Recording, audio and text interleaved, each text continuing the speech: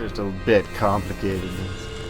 Alright. Hello, ladies and gentlemen of the internet. Welcome back to the Movieverse podcast show.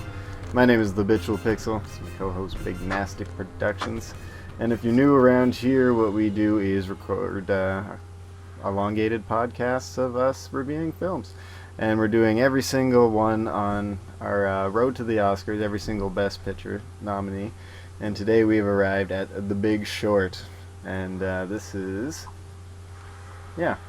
nominated for 4 Academy Awards, and it's our film of the day. You want to hit us with the synopsis of this somewhat complicated but still somewhat interesting film? I don't know. Well, essentially, it's Adam McKay's somewhat comedic, more of a black comedy, I guess, look at the 2007-2008 mortgage crisis that hit primarily in the U.S.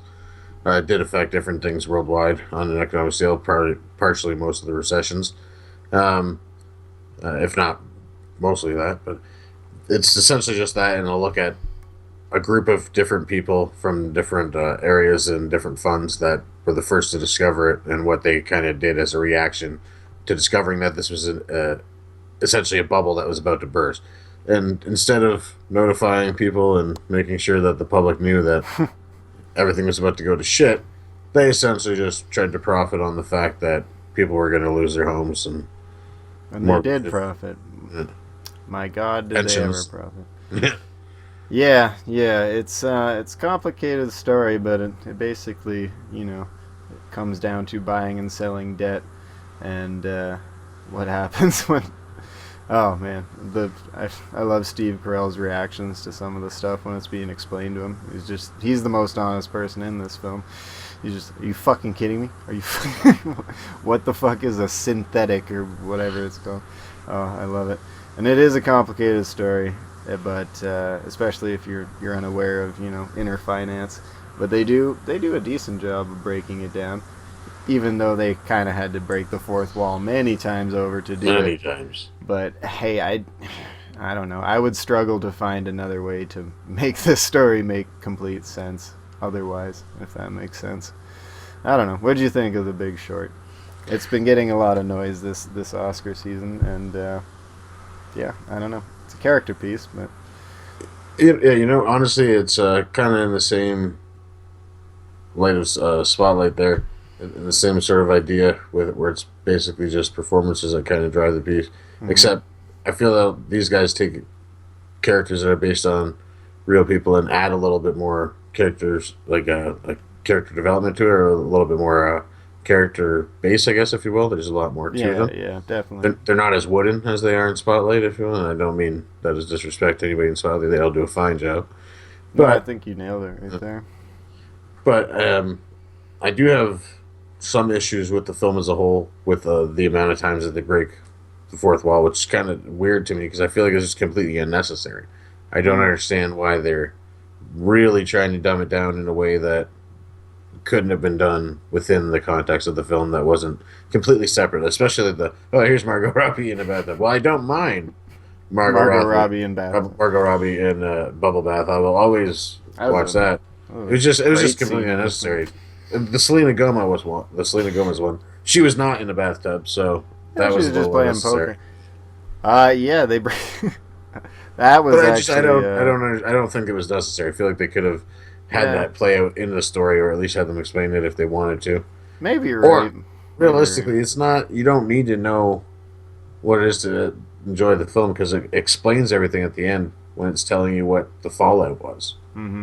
Which I do love that ending, actually. The way everything is left in the ending of this, I'm like, oh, well, fuck. I just feel like from a storytelling standpoint, it's lazy, and I felt like it was, I don't know, it takes the viewer out of the film, other than to say that, oh yeah, it's this person, you know what I mean? So, I don't know, I don't understand it. I don't understand the decision to include it, is what I should say. Yeah, I don't know if I necessarily understand it either, but I guess I kind of got used to it as the film went along, because they kept continuously breaking the fourth wall in strange ways, and in a little bit different ways. Very House of Cards, like just all of a sudden turn to the camera. Yeah, well, it was a little bit different than this.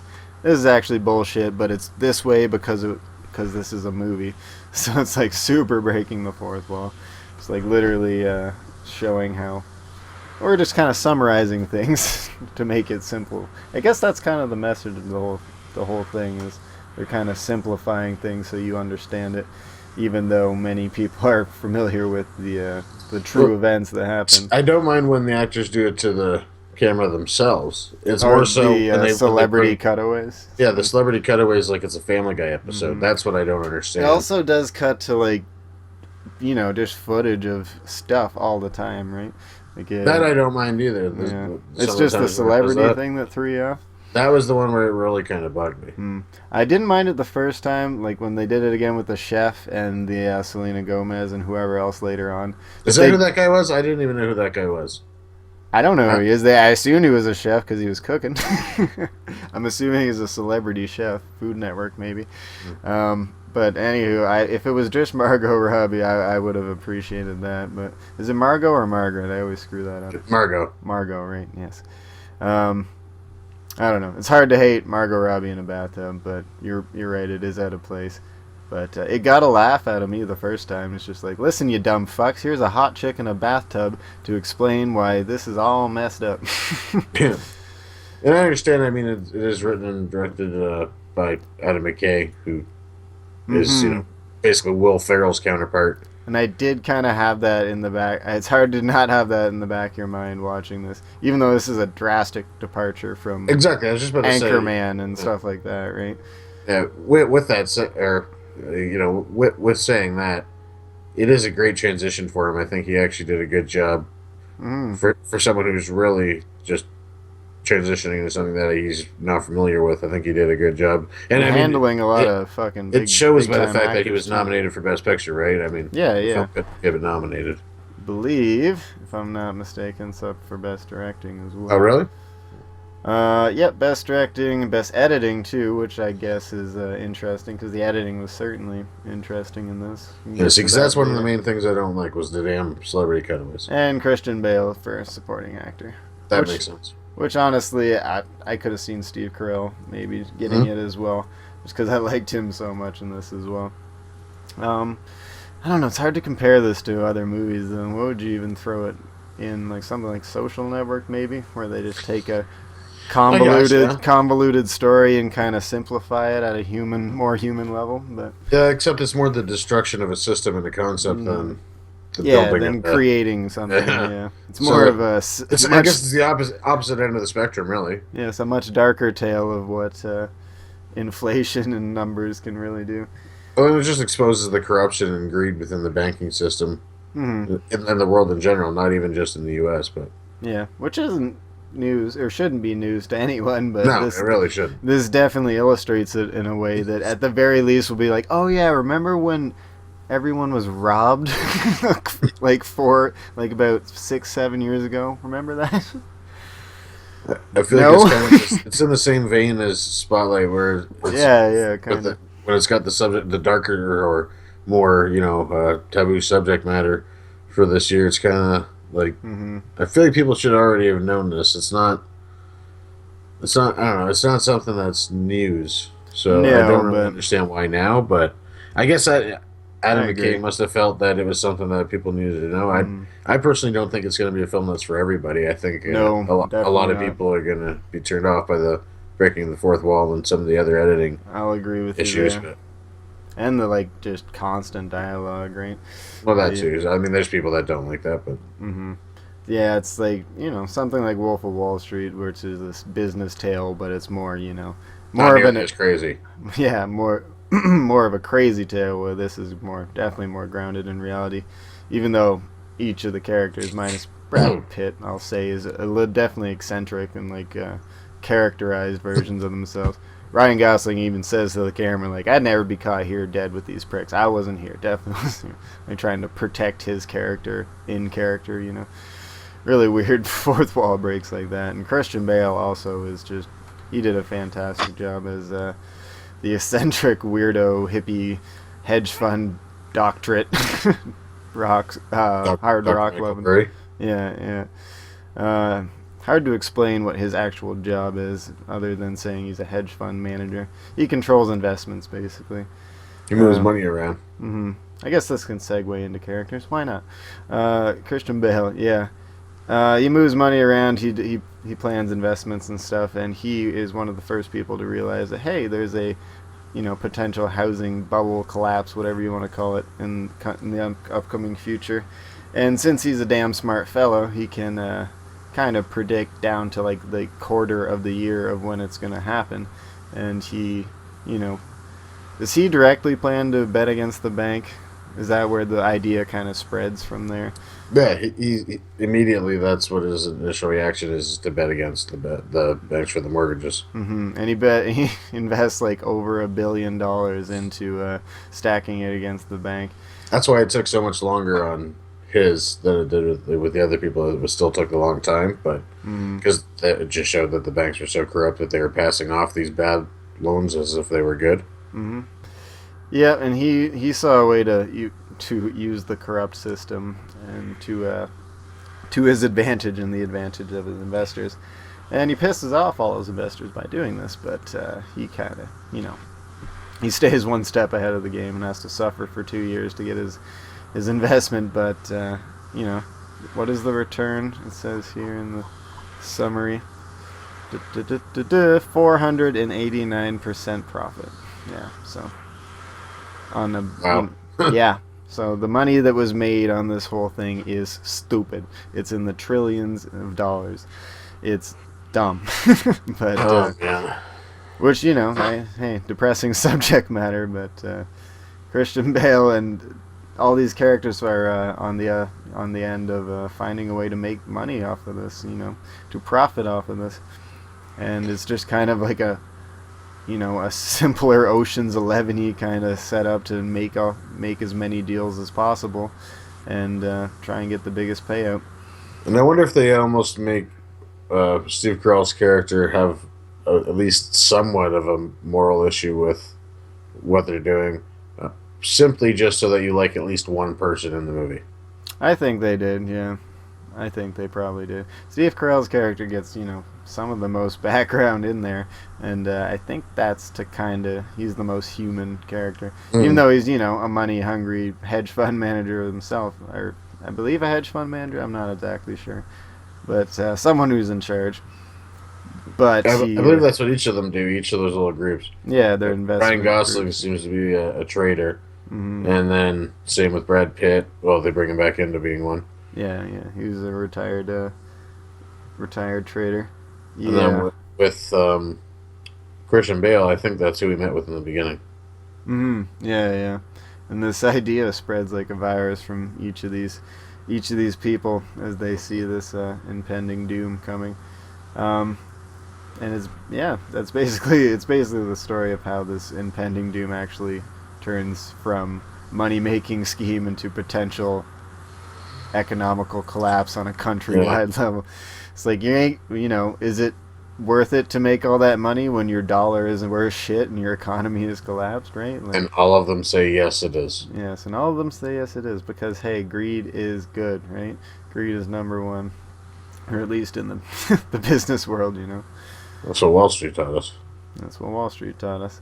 Yeah, we can talk about Carell's character. He is probably one of the more human characters in it, and he seems to be playing like a much smarter version of Michael Scott. I guess I could kind of see that. I guess that's a fair assessment, I suppose. But he does a good job. 2 years in a row now. 2 years in a row, Oscar films. Well, he should have been nominated for this. I agree. Yeah.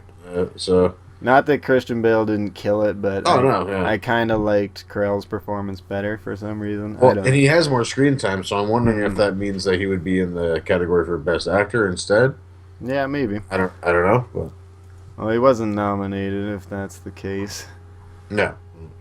But I'm just saying this. I think it was a second year in a row where he has an Oscar-worthy performance. Yeah, Foxcatcher, right? Exactly. Yeah, Foxcatcher. I do think Foxcatcher was above and beyond what he does here, but it was still really well done for someone who started in comedies, and you know what I mean. Same with the director who started in comedy too. Yeah, that's what I mean. Adam McKay had a great transition in this film, so it's good to see him trying to do something that's not just a buddy comedy or raunchy comedy or whatever.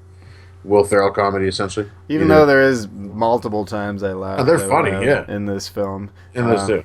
Yeah, especially Steve Carell's character. He's just he gives two shits about telling people his issues, walking in and out of meet. He just whatever. He doesn't give a fuck, and he's the one kind of speaking for the audience. Like, this is fucked. You not realize this is fucked? Like, you know how fucked this is. Yeah. Which is he kind of balances that off of Gosling doing the other bit of the narration. His character knows it's fucked, but he's down to make that money, baby. That's actually all he's about. He does a decent enough job, but fuck is he ever annoying.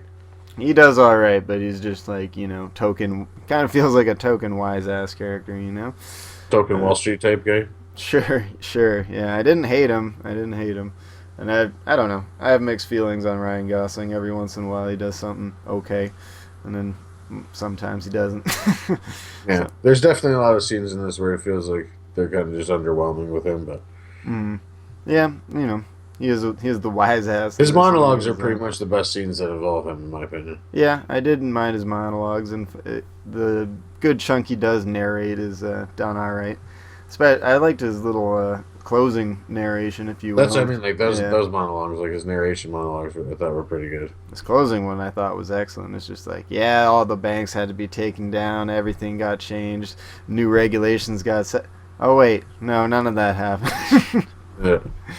This is still nothing has changed. They blame the end by immigrants and poor people. Yeah. And even teachers this time. Mm-hmm. Yeah. Because they didn't teach the immigrants and poor people good enough.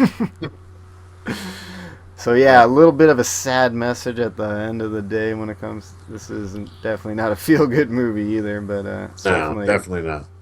I think it's well acted. I guess that kind of covers Gosling too. I didn't think he was anything above and beyond. Especially, he was definitely outshadowed by Carell and Bale. And then Brad Pitt. Bale was fantastic. And then I guess we should mention Brad Pitt. Because of course he's here. It's Plan B Entertainment.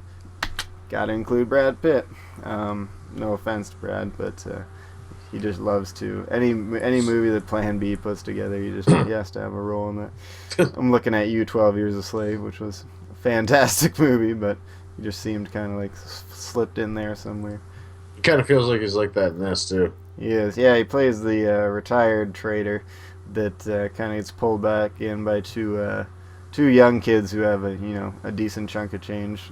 What do they call it? A garage trust fund or something like that? Yeah, garage band trust fund. Yeah, garage band hedge fund. Yeah. So, a couple of young investors that kind of, bring this idea of this mortgage play to him, the retired investor. He's like, oh shit, well, that's kind of genius, I believe he said. But yeah, he plays less than Brad Pitt. I don't know. He plays a dull ass character. He might be based on a dull ass character, but I don't know. Yeah, he was kind of just wooden and just reading lines with a fake beard on. But. Yeah, kind of like oh, what's his face from Spotlight? Fucking saber tooth. Liev Schreiber. Yes, thank you. Yeah, it's just Schreiber. How you say it? Yeah, just like serious and wooden. Yes, I don't know. I don't dislike Brad Pitt, but I don't think he added too much to this. I liked the performances of the two younger kids better. Not sure what their names are. Oh, Dandy? I just call him Dandy from the one season of American Horror Story. Yeah. Because that was the only awesome character in that season. Yes, you're right. I forgot about that. That's awesome. That clown was sick too. Mm-hmm. Well, yeah, it's basically these four, the main cast, though. I think there's some really well acted parts in this, and there's some really cool editing and stuff. But I don't know. What do you think? How do you think it comes together as a whole package? Honestly, I think it's a little bit less deserving than it seems to be getting the recognition for. I don't know. Maybe I'm missing something. I personally wasn't blown away by it or anything like that. I kind of thought it was kind of a little slow paced, and realistically, some of the performances I felt were just a little lacking, and then some of them I thought were fantastic. So that carried a bit of it for me to actually make it enjoyable. Again, I don't think this is something for everybody. I feel like a lot of people are going to be kind of Yeah. pissed off of it, but I do think it was an ambitious transition for Adam McKay, and I think he does do a great job of Hmm. doing that as well. And it's still an enjoyable film. It's still decent enough. It's not something I probably would purchase or watch multiple times. Yeah, I give you Fortunately, that. I do got to give kudos to the director, of course, like you said. It's interesting transition, that's for sure. That this would be the first more serious thing you choose yeah. to tackle after Ant-Man. Working on Ant-Man, I guess, was his last thing, and God knows. I thought, Well, him and Paul Rudd helped helped rewrite the script, right? yeah, yeah. He's a talented man. He knows humor very well, and that still comes through in this. But it's a more different tale, and especially working with big league cats like mainly Christian Bale, who's known as a big shot when it comes to method acting, and that definitely comes out in his character, who's like a recluse, but he definitely plays that well. Lots of bizarre scenes of him just like, I do like when he's just blaring metal yeah, he's just zoning out, and all the time, just blaring metal.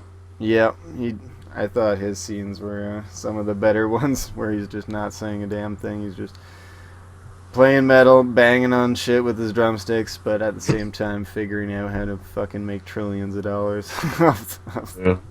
off this corrupt system. Yep. Yeah, I don't know. I think you nailed it when you said this isn't for everyone. Hard to say that it is. There's some damn fine acting in this, but it's not all great. There's also some really interesting like editing stuff going on. How it throws in, like music videos and fucking all kinds of stuff randomly. Ludacris, who, hey, forgot about that song. A lot of weird music choices. Yeah, I was just gonna say, very weird music choices sometimes. I didn't hate it though. I didn't think it was bad editing or over the top editing. No, I just found some of the choices odd, and The especially cutaways, though. like I said, the damn cutaways. I just, Though to me, that's a huge issue. I don't No, see I why hear it ya. was necessary.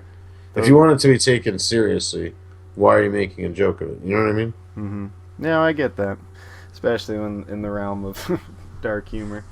There Like is that's some too movies. much. Like, just keep it inside of it, like Wolf of Wall Street would have.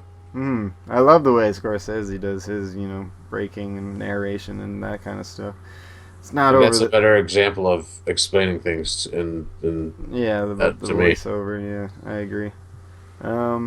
Yeah, though there is a few movies I think they could benefit from Margot Robbie in a bathtub just showing up out of nowhere. But maybe you're right that this isn't the right one for the job. But hey, I don't know. Is there anything else you want to touch on with The Big Short? Well, I mean, It's kind of. I guess think that's this is a hard movie to sum up. It is because all it is just to look at some of these people that figured out the mortgage crisis before it happened and tried to capitalize on it and almost got screwed out of the money that they tried to get out of it. Yeah, almost backfired on them hard. And about how the banks had basically no backlash essentially. So, Mm-hmm. it is. It's just it is what it is, but It is what it is. it's decent enough. I think people should at least check it out. I don't think everybody's going to like it, but I do think it's worth a watch. If I were to give it when I give it a rating, I'm going to give it a 8.5. That's pretty good. I'm gonna come in about an 8 myself, just because some of the performances I really did love. And The second half to me brings it up a notch because Mhm. the first about things 30, start 40 to move minutes is a little faster. Yeah, you're right. Yeah, definitely right. The latter half where things start to move faster and come together. and into the third act. The third act finishes nicely. Because this is kind of just documenting a long con basically, in the financial world. It's pretty. For that. That being said, that's done well. That would be a damn hard script to write, I would think. Yeah, And I this would is pretty good job at it. So yeah, I'm gonna give it an 8. 8.5 from Big Nasty Productions. Any other closing thoughts? no, I think we pretty much covered everything. I do wish we had more to say about it, but we'll have It's to see. We'll have to see what happens when we come back and watch what we're gonna do next. The Martian. Yeah, we can do The Martian next. If you are interested in that, you can check back later in the week or next week, and we will have The Martian up for review.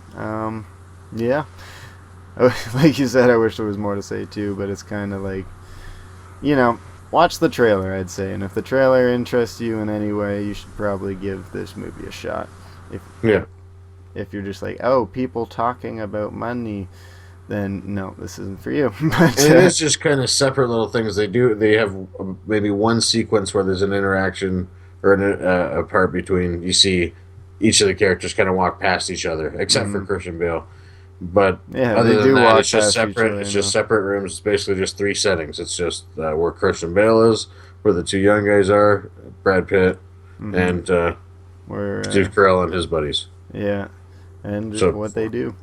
yeah, that's all it is. Over the course of this few years, as America's housing market goes to shit, and yeah, if that if that sounds like something that interests you, then you should, By all means. yeah, by all means. But yeah, Listen, it's good enough that I give it an 8.5. I think. and I think it's deserving of that. Yeah, I think with the round of films that are nominated for Best Picture within that group, it definitely deserves at least that. And it is a good crop of movies for, I gotta say, for Best Picture this year so far. Nothing I've yet to watch that's been like, oh, why is this possibly nominated? Maybe this isn't deserving of winning The Big Short specifically, but it's still a good movie. So far, Mad Max is my only 10 in the group, and I think that says a lot more about me than anything else. Me too. I gave it a 10 as well. I haven't given many 10s. Yeah. I think Wolf of Wall Street might have got a 10 as well, and Mad Max. I fucking love Mad Max, but we'll come back to that. So if you dig what we do, give us a subscribe or check out our channels. Links to all of our things and stuff below, and check back soon for The Martian. We'll see you guys next time.